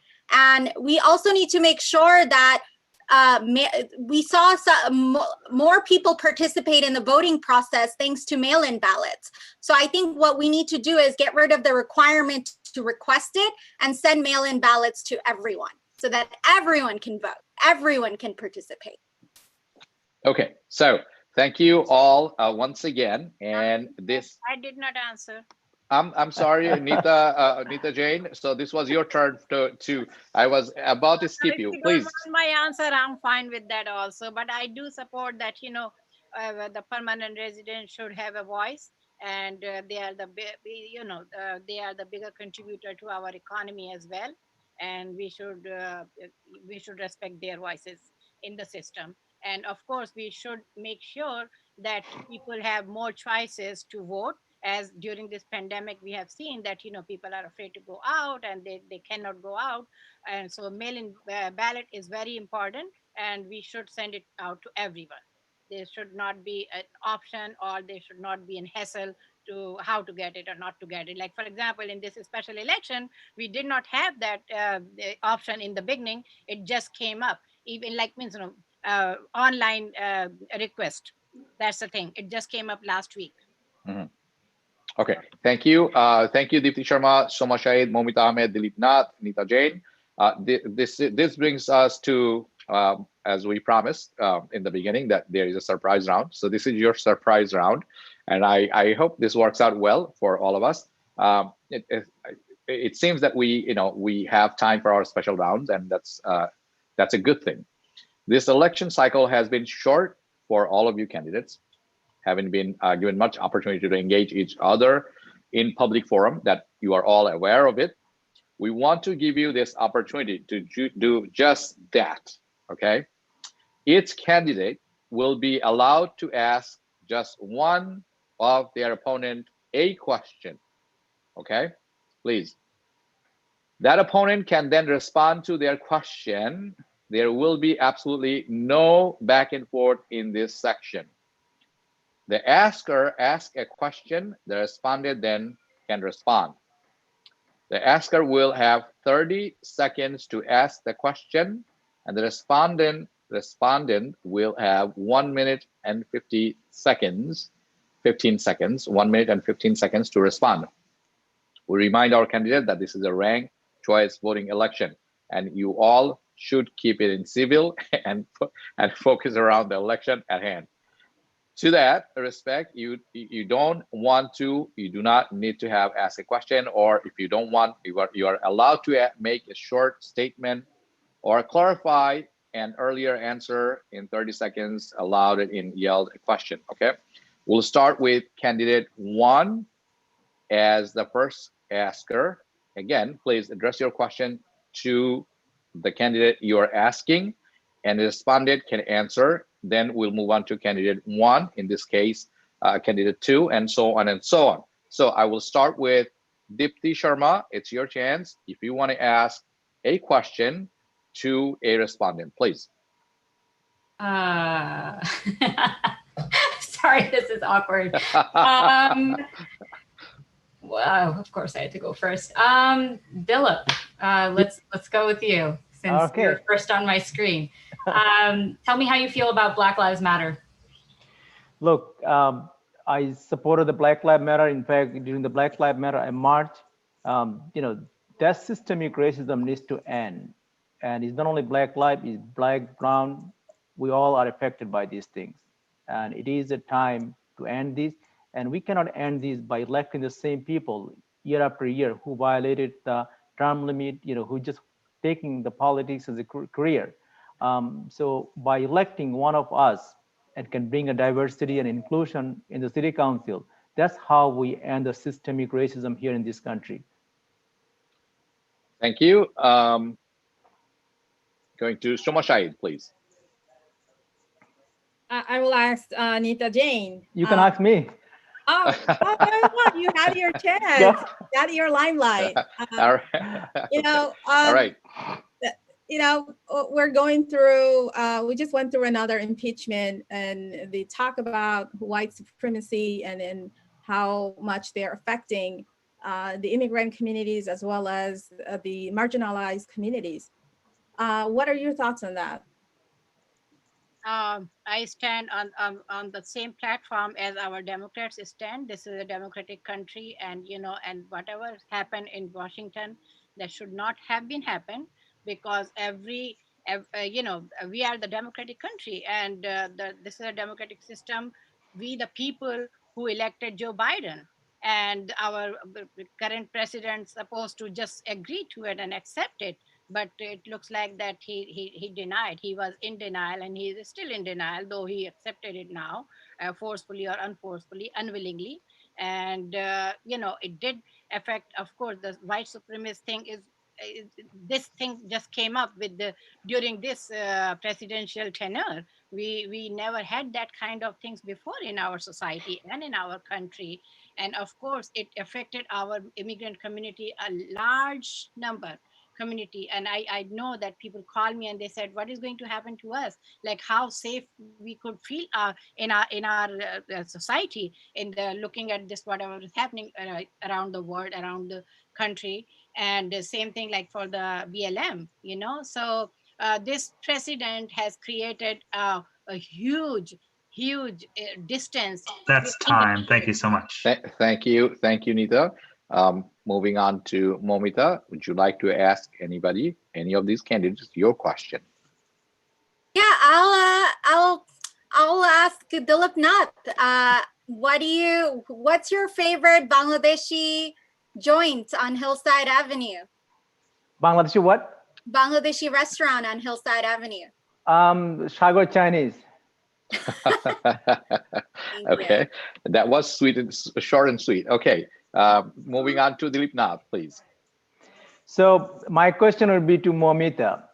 Momita, will you pledge that you will not, work with a candidate during the rank choice who actually violated the rank choice? Violated the term limit, will of the people. Yeah, can you clarify? Is there? I'm not sure what. So people has voted two things. Number one, many years ago we have voted on a term limit. There are candidates who found a loophole. They take a break and come back and run for the office again. To me, they are basically disrespecting the will of the people. So I refuse to work with those candidates that violating the will of the people.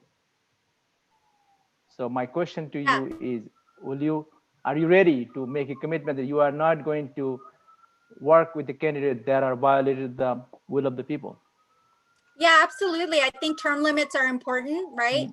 They're there for a reason, and We need to honor that, and we need to allow more candidates with diverse voices and uplift them.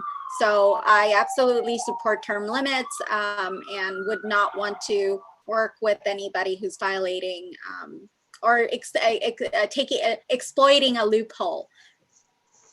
Thank you. Thank you. We are moving on to Nita Jain. Would you like to ask any of these candidates your question? Yeah. And you would like to hear from them, please. My question goes to Soma Saeed, and I just want to know, what would you do differently from our previous council member for our immigrant community? Thank you, Nita Jain, for that wonderful question. Firstly and foremost, I think we need to equitably distribute the discretionary funds into communities that really need them. We have parks and not so much recreational facilities of our south side of Union Turnpike. So we need to make sure we have that.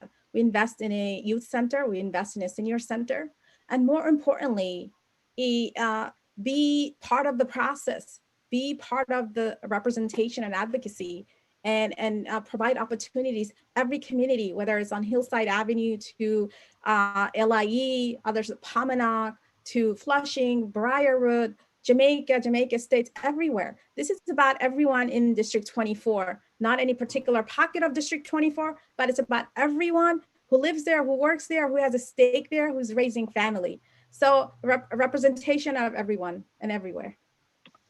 Thank you, Shoma. And that brings to this the end of this round. I really want to thank all and each and every one of you, Deepti Sharma, Soma Saeed, Momita Ahmed, Dilip Nath, Anita Jain, to keep it civil. This was the most civil question and answer part that I have seen. I really appreciate this. Okay, so that brings us to our final round. And this is, we're moving to the final section of it. This is the closing remarks, okay? All of you candidates will have 45 seconds to give your closing remarks and plug in where voters in the district can find more information about your campaign. We'll start with candidate number 5, and then we'll move backwards. So we'll start with Nita Jain, please. Yeah. You have 45 seconds. I'm running for city council, as you know, that to bring our community together, community first. As a psychologist, as a mental health counselor, I'm the one who can bring our community fast recovery. And because we all know that mental health is the big issue at this point, and it will be there for a long time. So to take care, and I know how to deal with it. And if you want more information, please go on my website, nitajainfornewyork.com.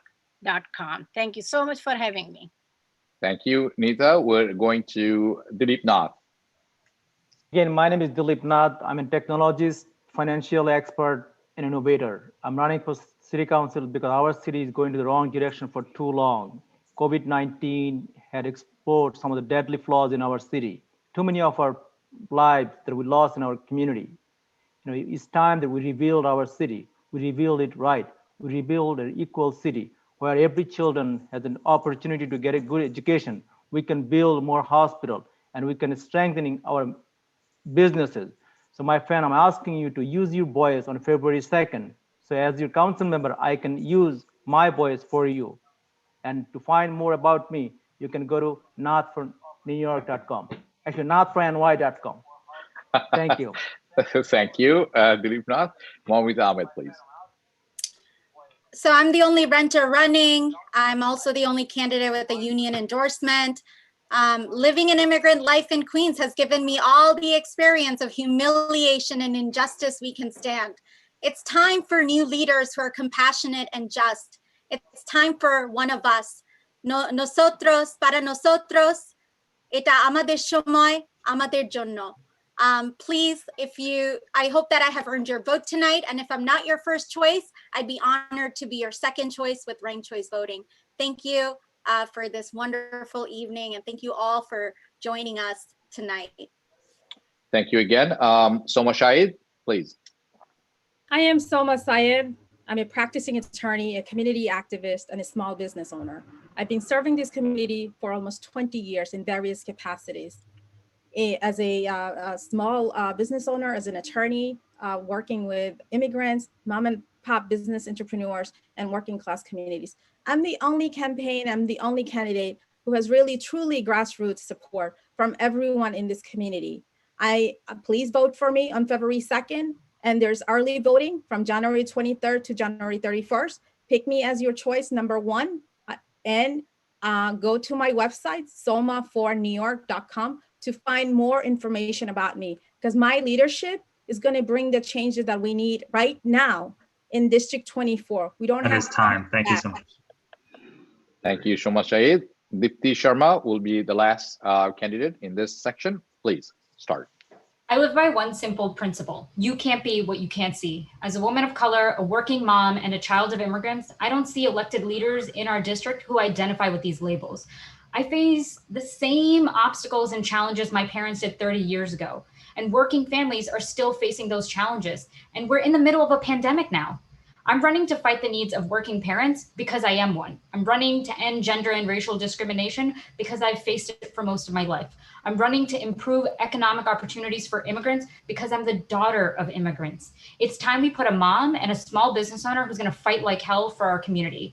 You can find me at Deepthi NYC on all of our social channels. You can follow us at Deepthi for New York. Please sign up, as we are a people-driven campaign. Time. Thank you. Yep. Thank you, Ms. Sharma. And that brings us to our closing stage. And this was really amazing. I have to admit, and I really thank you, all the candidates, for a lovely, lovely forum discussion today. Thank you to the audience for participating. And thank you, Chhaya CDC, APA Voice, Shetu, India Home, Zara Tenant Coalition, and Chinese American Planning Council for putting on this event. Elections, once again, please remember, elections are on February 2nd. Make sure you go and you vote. Have a good night. I just want to add that early voting starts from January 23rd to 31st, and you can also request your absentee ballots on nycabsentee.com. Thank you once again. And you can start with me.